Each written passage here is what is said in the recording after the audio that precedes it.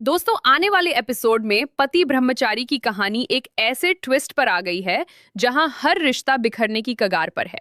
पूरे तनाव की एक ही वजह है, एक भूला हुआ फैसला जिसने सूरज और ईशा के बीच ऐसी मोटी दीवार खड़ी कर दी है कि उसे गिराना अब नामुमकिन लगता है। सूरज पूरी तरह टूट चुका है। उसका भरोसा, उसका प्यार, इंसाफ के लिए तड़पता उसका आईएएस का सपना, सब कुछ चकनाचूर होता दिख रहा है। वही सपना जहां वो समाज बदलना चाहता था और सबसे बढ़कर ईशा के साथ खुश रहने की उसकी तमन्ना, सब अब धुंधला पड़ चुका है। लेकिन इस बार सूरज चुप बैठने वाला नहीं। वो सीधा ताई माँ के सामने जाकर खड़ा होता है और ये पहली बार है जब वो अपने ही परिवार के खिलाफ उठ खड़ा हुआ है। उसकी नजरों में तीखा गुस्सा है, पर साथ ही वही बेबसी भरा दर्द भी है। वो अपनी आवाज साफ और सख्त लहजे में कहता है, तुम्हें ईशा से माफी मांगनी पड़ेगी। ये सुनते ही पूरे घर में सन्नाटा छा जाता है।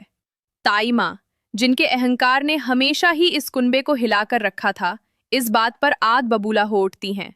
उन्हें तुरंत भान हो जाता है कि सूरज अब उनकी पकड़ से बाहर जा रहा है।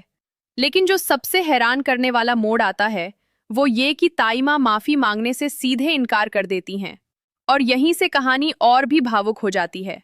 सूरज के भीतर जो आखिरी उम्मीद बची थी कि शायद ताई माँ इस बार अपनी गलती मान लेंगी, वो भी धराशायी हो जाती है।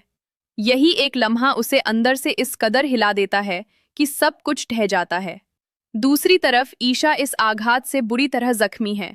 वो खुद को बेहद अकेला महसूस कर रही है, मानो उस रिश्ते में अब कुछ भी नहीं बचा जहां कभी सब कुछ था। उसी बीच शो में सबसे दिलफोड़ू ट्विस्ट आता है।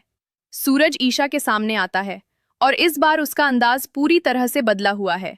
न गुस्सा, न अकड़, बल्कि एक टूटा बिखरा इंसान जिसके पास अब छुपाने को कुछ नहीं।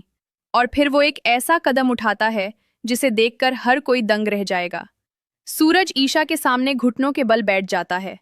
उसकी आंखों में नमी है, आवाज लरजती हुई। वो कहता है, मुझे माफ कर देना ईशा, मैंने तुम्हें दर्द के सिवा कुछ नहीं दिया, पर मैं तुम्हें खो नहीं सकता।